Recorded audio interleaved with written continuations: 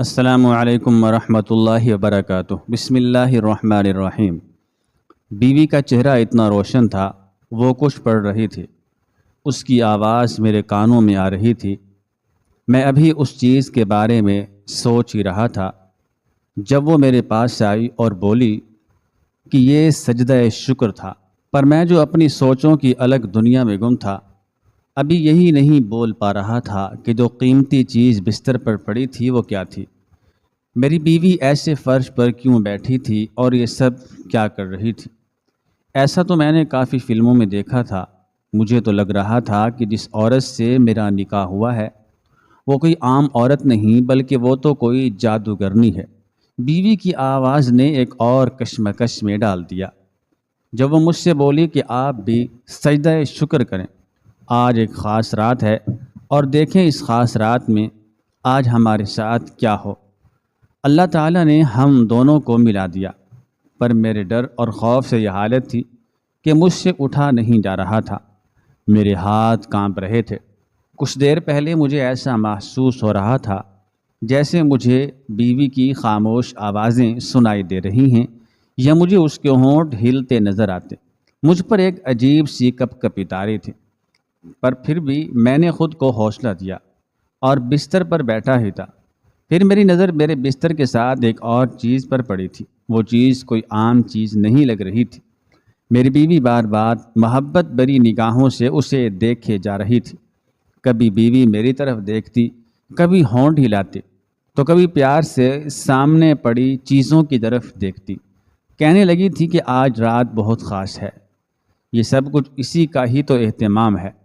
اب ہم دونوں میاں بیوی ہیں۔ اتنے میں میری بیوی نے اپنے حجاب کو صحیح کیا اور مسکرا کر کچھ پڑھنے لگی اور ساتھ دیوار کی طرف دیکھنے لگی۔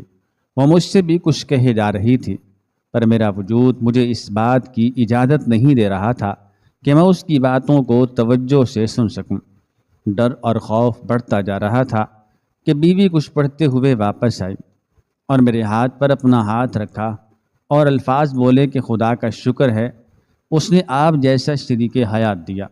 میں خوش نصیب ہوں، آپ اتنی خاموشی سے میری باتیں سن رہے ہیں۔ آج سے پہلے تو میں نے خود کو اتنا چھپایا، آج تک شادی نہ کی، کوئی رشتہ ہی نہیں ملتا تھا۔ شاید میرے ان کاموں کی وجہ سے لوگ مجھے پسند نہیں کرتے تھے۔ وہ جیسے جیسے باتیں کرتی گئی ویسے ویسے میرے خوف میں اضافہ ہوتا گیا۔ اتنے میں میری نظر اس کے ہاتھ پر گئی۔ کوئی چمکتی چیز اس کے ہاتھ کے اوپر آئی ہوئی تھی جو میرے ہاتھ سے ٹکرا رہی تھی۔ اس نے مجھے بلایا اور کہا، کیا طبیعت خراب ہے؟ میں آپ کا سر دبا دوں؟ وہ جتنا میرے قریب آ رہی تھی میں اتنا ہی دور جا رہا تھا۔ میں نے اتنا کہا، بخار ہے۔ کہنے لگی، آپ سو جاؤ، صبح بات ہوگی۔ صبح میری آنکھ کھلی تو وہی منظر دیکھا۔ بستر پر کچھ پڑا تھا جبکہ بیوی کے ہونٹ بھی ہلتے محسوس ہو رہے تھے۔ میری چیخ نکلی اور میں بے ہوش ہو گیا۔ جیسے ہی ہوش آیا تو میرے ابا اور میری بیوی سامنے کھڑے تھے اور میں ہسپتال کے بستر پر پڑا تھا۔ مجھے دوبارہ سے سارا منظر یاد آیا۔ بیوی کی آواز دوبارہ سے کانوں سے ٹکرائی کہ ہوش میں آئیں، میں آپ کے بغیر نہیں رہ سکوں گی۔ وہ چیزیں بھی مجھے یہاں دوبارہ دکھائی دیں جو بستر میں دکھائی دیتی تھی۔ اتنے میں میری نظر سامنے کھڑی ایک اور عورت پر گئی جو حلیے سے بالکل میری بیوی کی طرح لگتی تھی۔ اس کا چال چلن، بات کا انداز بالکل میری بیوی سے ملتا تھا۔ اس نے میرا ہاتھ پکڑا، اونچی آواز سے کہا، میری بیٹی کا خیال رکھنا، یہ میری بیٹی ہے۔ ہم ماں بیٹیاں کبھی کبھی ملتی ہیں۔ آج میں بہت مشکل سے آئی ہوں، ابھی جانا ہے۔ میری بیٹی کا تمہارے علاوہ کوئی نہیں ہے۔ یہ چھوٹی تھی تو اس کے ابا فوت ہو گئے۔ میں اسے چھوڑ کر ایک شخص کے پاس چلی گئی۔ وہ شخص کوئی اور نہیں، میرا کزن تھا جس سے میری شادی ہوئی تھی اور میں نے بھاگ کر شادی کی۔ یہ باتیں میں سن بھی رہا تھا اور خوف بڑھ رہا تھا کیونکہ میری بیوی کے ہونٹ مسلسل ہل رہے تھے۔ لیکن مجھ سے پھر آواز آئی کہ پھر میری بیٹی پیدا ہوئی، پر باپ فوت ہو گیا۔ میں اکیلی اس کی تربیت نہیں کر سکتی تھی۔ اس کو کزن کے حوالے کیا اور خود دوسری شادی کر لی۔ میں بیٹی سے ملنے آتی رہتی تھی۔ میری بیٹی سے کوئی شادی نہیں کرتا تھا۔ وجہ کوئی اور نہیں تھی، وجہ کوئی اور نہیں میں تھی۔ بچپن میں اس کے باپ یعنی میرے کزن نے اس کی اچھی تربیت پر ساتھ نہ دیا اور وہ چل بسا۔ میں اپنی بیٹی کو چھوڑ کر واپس آ گئی تھی، لیکن پھر اچانک ہی میری ساس نے مجھے ایسا راز بتایا جسے سن کر تو میں ہکا بکا ہو گیا تھا۔ میرا نام علی ہے۔ میں نے جب سے ہوش سنبھالا تھا تو میں عجیب رسومات دیکھتا تھا۔ میں جانتا تھا کہ اب یہ میرا اپنا خاندان نہیں ہے، میں سب سے دور رہتا تھا۔ ابا کے دوست مجھے یہی کہتے تھے کہ دیکھو اب تمہیں ہمارے طور طریقوں میں ڈھل لینا چاہیے۔ اس طرح میں اب آہستہ آہستہ ان کی رسومات اپنانے لگا تھا۔ پھر اچانک ہی میری ملاقات میرے بچپن کے دوست سے ہوئی تھی جو کہتا تھا کہ دیکھو یہ سب گناہ ہے، پھر بھی رسمیں کیوں اپناتے ہو؟ اب تو تم جوان ہو گئے ہو، تم میں سمجھ بوجھ بھی ہے، پھر تم یہ سب کیوں کرتے ہو؟ اس کی بات سن کر میں کہنے لگا مجھے تو بچپن سے یہی سکھایا گیا ہے۔ پھر وہ میری بات کا مذاق اڑاتا۔ ایک روز کہنے لگا اس طرح تو تمہاری شادی بھی نہیں ہوگی، کون تم سے شادی کرے گا؟ میں نے اس سے کہا کہ ایسی بات کیوں کر رہے ہو؟ اس طرح میں نے تنگ آ کر اس کے سامنے شرط رکھ دی کہ دیکھنا میری شادی تو مسجد نبوی میں ہوگی۔ جب کہنے لگا کہ تمہیں پتہ بھی ہے کہ وہ مسجد اتنی پاکیزہ ہے، پھر میں اسے کیا بتاتا کہ میری شادی وہاں ہو سکتی ہے۔ میں فوراً گھر آ کر اپنے ابا سے ملاقات کرنے لگا۔ میں نے ابا سے کہا ابا میرے دوست میرا مذاق اڑاتے ہیں، یہ آپ نے مجھے کن کے گھر بھیج دیا ہے؟ ابا کہنے لگے کہ دیکھو تم ان کے طور طریقوں کو بالکل بھی نہ اپناؤ۔ میں جلدی ہی اپنی جاب ختم کر کے ریٹائرمنٹ لے کر تمہیں اپنے پاس بلا لوں گا اور پھر تمہاری شادی ادھر ہی کروا دوں گا۔ میں نے ابا سے کہا کہ ابا کیا میری شادی مسجد نبوی میں ہو سکتی ہے؟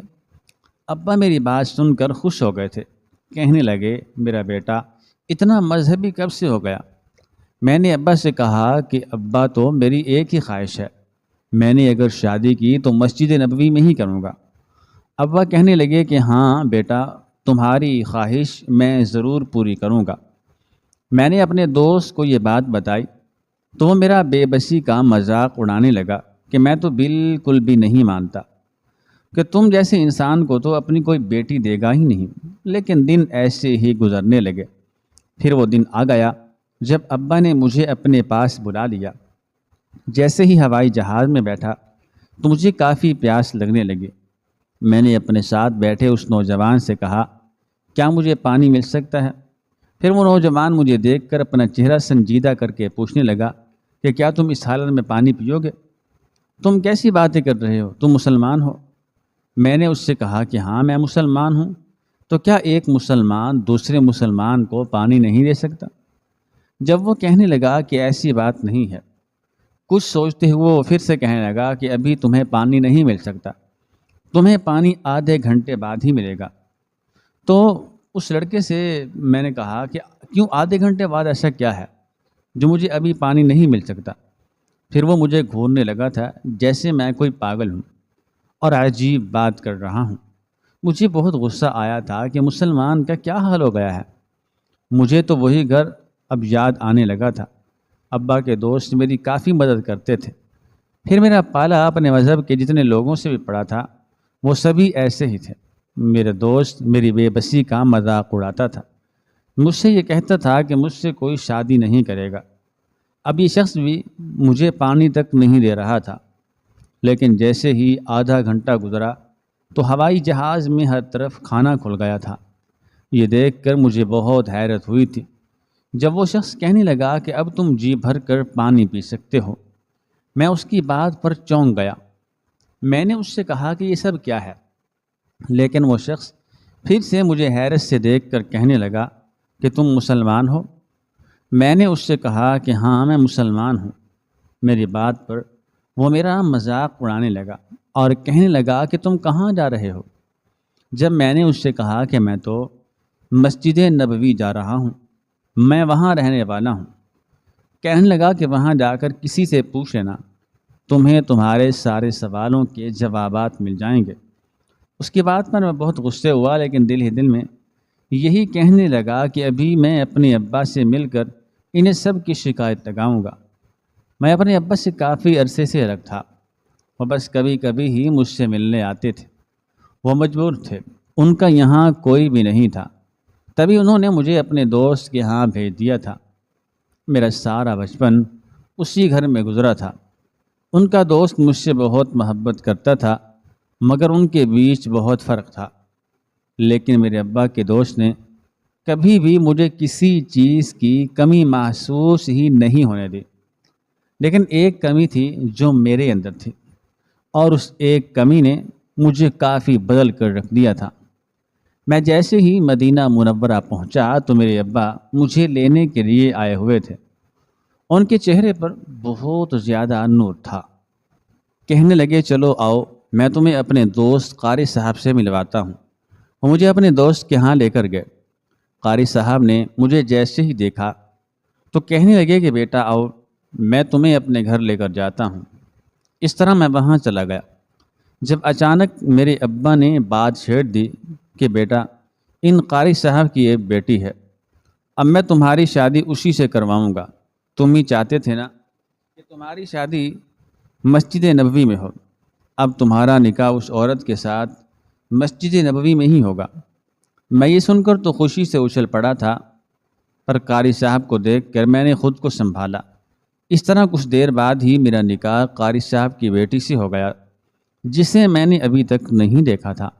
میں نے جیسے ہی اس کا دیدار کیا تو یہ دیکھ کر میں خوشی سے پاگل ہو گیا، کیونکہ وہ بہت خوبصورت تھی۔ اس نے حجاب میں خود کو ڈھانپا ہوا تھا، جبکہ اس کے چہرے پر بہت زیادہ نور تھا۔ وہ میرا بہت ہی خیال رکھنے لگی تھی۔ میں اب اپنے ابا کے ساتھ ہی رہنے لگا تھا، پر اس روز آدھی رات کا وقت تھا۔ جیسے ہی میری آنکھ کھلی تو اپنی بیوی کو فرش پر بیٹھے دیکھ کر میری روح تڑپ گئی۔ میں کہنے لگا کہ تم یہاں کیوں بیٹھی ہو؟ آؤ اوپر بیٹھو، میرے ساتھ بیٹھو۔ جب وہ کہنے لگی کہ یہ تو میں اس ذات کا شکر کر رہی ہوں جس نے مجھے اتنا سمجھدار شوہر دیا ہے۔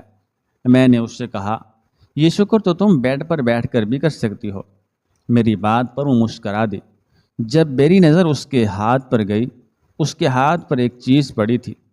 دھیرے دھیرے میری نظر اس بیڈ پر گئی۔ وہ چیز دیکھ کر تو میری روح کام گئی تھی کہ نہ جانے یہ کیا ہے۔ مجھے اپنی بیوی سے خوف محسوس ہو رہا تھا۔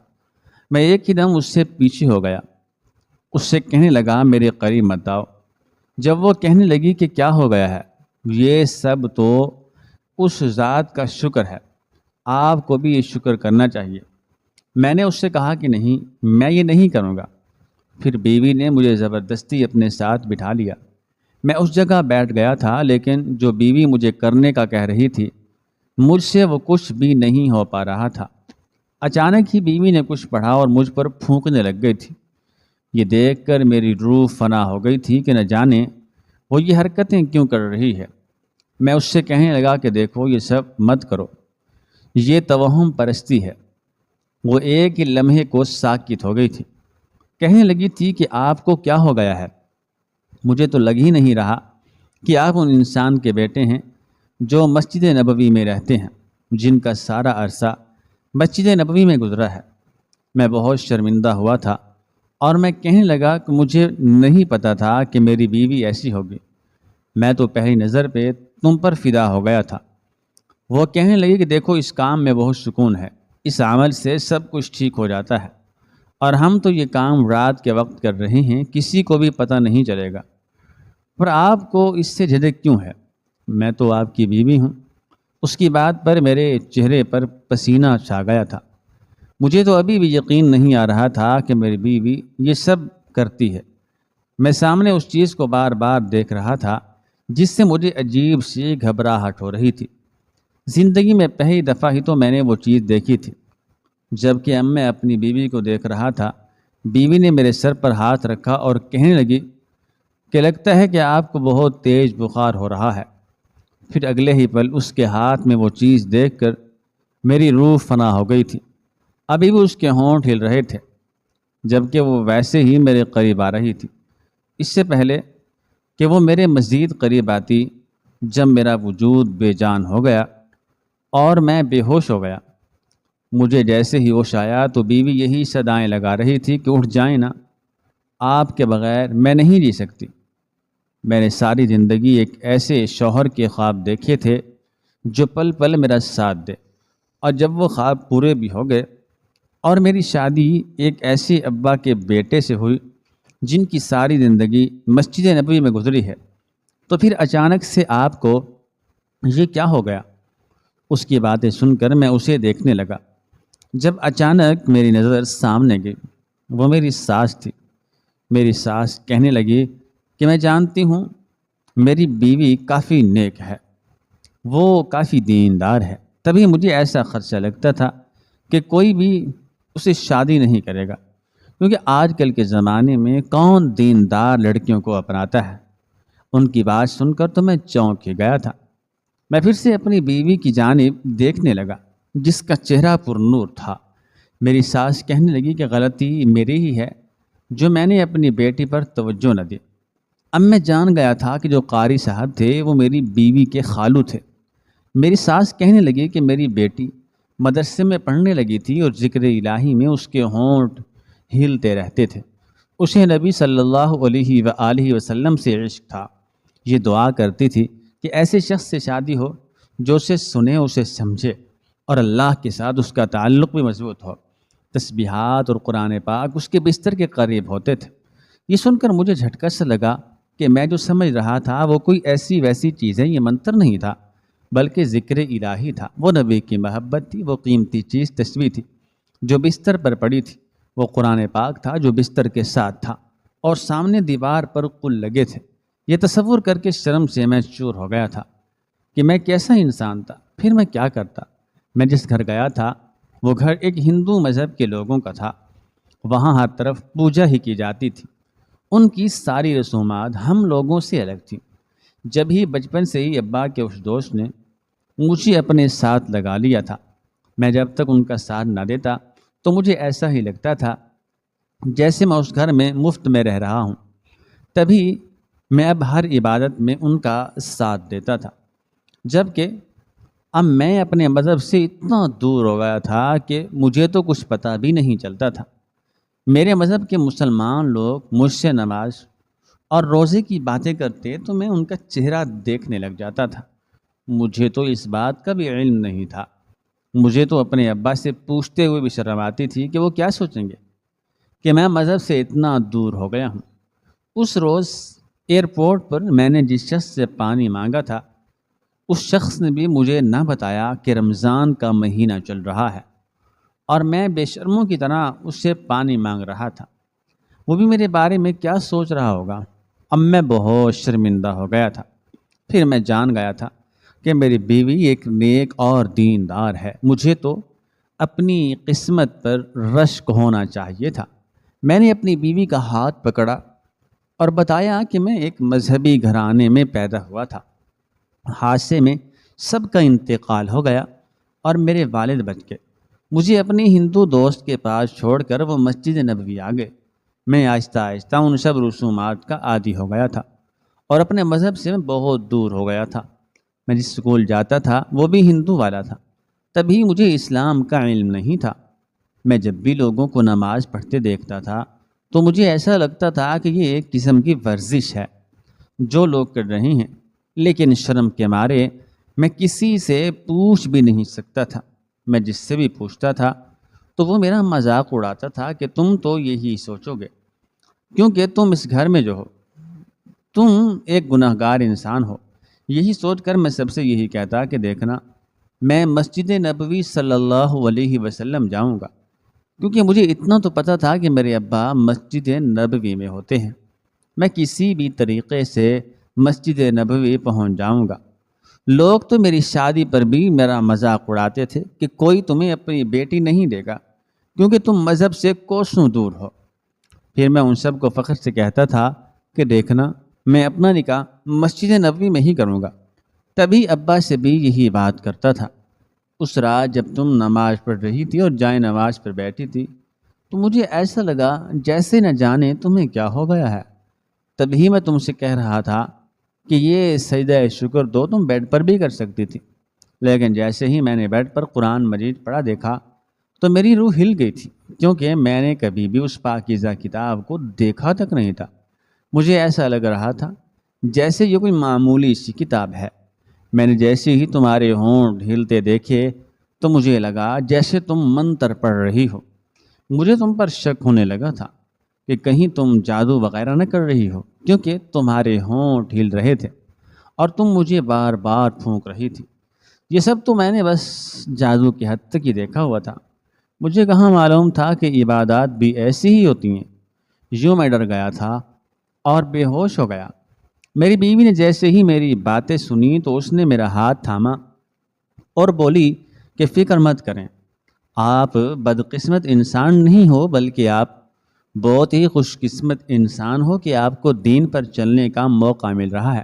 دیکھنا، میں آپ کو ہمارے دین کے بارے میں سب کچھ سکھا دوں گی، آپ کو کسی کے آگے بھی شرمندہ نہیں ہونا پڑے گا۔ یوں میری بیوی اب مجھے دین سکھانے لگی تھی۔ اس کے ہونٹ ہلتے تو درود شریف سنائی دیا۔ میں بھی اس کے پیچھے پیچھے درود شریف پڑھنے لگا تھا۔ بیوی نے مجھے نماز سکھائی، میں آہستہ آہستہ نماز سیکھنے لگا تھا اور اب روزے کی فضیلت سے بھی آگاہ ہو گیا تھا۔ پہلے تو مجھے بھوک پیاس ستانے لگ جاتی تھی، پر دھیرے دھیرے آہستہ آہستہ مجھے صبر اور حوصلہ ملنے لگا تھا، اور اس طرح میں دین پر پختہ ایمان لے آیا تھا۔ اپنی بیوی کی طرح مجھے بھی نبی صلی اللہ علیہ وسلم سے عشق ہونے لگا۔ مجھے آج وہ سارے مطلب سمجھ آ گئے تھے۔ میں دوبارہ سجدے میں گر گیا۔ یہ شکر کا سجدہ تھا۔ جب میری شادی کا پہلا دن تھا تو میری بیوی نے مجھ سے کہا تھا کہ سجدہ شکر کریں، پر اس کی باتیں اس وقت میرے پلے نہیں پڑی تھی، پر آج میں سب کچھ سمجھ گیا تھا۔ آج مجھے کوئی خوف نہیں تھا۔ میں بیوی کے ساتھ مدینہ منورہ میں ہی رہنے لگا تھا۔ میرے ابا نے مجھ سے معافی مانگی تھی کہ مجھے معاف کر دو بیٹا، اپنے ایمان کو پختہ کرنے کے چکر میں اتنا غافل ہو گیا تھا کہ میں تمہیں بھول گیا تھا کہ مجھے تمہیں بھی دین کا علم دینا ہے۔ کاش میں تمہیں اپنے ساتھ رکھتا۔ میں نے اپنے ابا کے جڑے ہوئے ہاتھ پیچھے کر دیے کہ ایسا مت کہیں۔ میں اب مدینہ رہتا تھا اپنی بیوی کے ساتھ۔ اب میں اپنی اچھی زندگی گزارنے لگا تھا۔ اس طرح میں ایک عالم بن گیا تھا۔ میں نے واپس اپنے ملک جانے کا فیصلہ کیا تھا۔ جب میں اس دوست سے ملا تھا جو مجھے میری بیوی کے ساتھ دیکھ کر گھبرا گیا تھا کہ آخر ایسا کیسے ہو سکتا ہے، پر وہ تو جو میرا مذاق اڑاتا تھا نا، اور مجھے ہمیشہ دین پر چلنے کے نہ چلنے کے طعنے دیتا تھا، وہ اب ایک عالم کے روپ میں دیکھ کر مجھے رشک کرتا تھا۔ اب وہی اپنے مسئلے لے کر میرے پاس آتا تھا۔ اس نے مجھ سے معافی بھی مانگ لی تھی اور میں نے اسے معاف کر دیا تھا۔ اس سے بھی یہی کہا تھا کہ کسی کے مذہب کی دوری پر اس کا مذاق نہیں اڑاتے۔ کیا پتا کہ وہ مجبور ہو، بلکہ اسے بھی اپنے ساتھ مذہب پر چلنے کی دعوت دیتے ہیں۔ میری بات پر وہ بہت شرمندہ ہوا تھا۔ ناظرین، مزید اس طرح کی سبق آموز کہانیاں سننے کے لیے ہمارے چینل کو سبسکرائب کریں۔ شکریہ۔